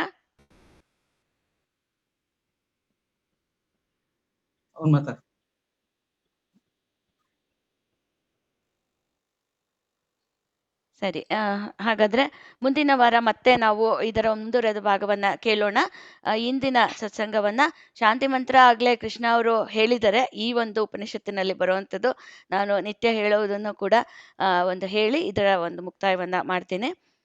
ಸರ್ವೇ ಜನಾಃ ಸುಖಿನೋ ಭವಂತು, ಸರ್ವೇ ಸಂತು ನಿರಾಮಯಾಃ, ಸರ್ವೇ ಭದ್ರಾಣಿ ಪಶ್ಯಂತು, ಮಾ ಕಶ್ಚಿತ್ ದುಃಖಭಾಗ್ ಭವೇತ್. ಓಂ ಶಾಂತಿ ಶಾಂತಿ ಶಾಂತಿ. ಗುರುದೇವ ದತ್ತ. ಜೈ ಶಂಕರಲಿಂಗ. ಎಲ್ಲರಿಗೂ ನಮಸ್ಕಾರ.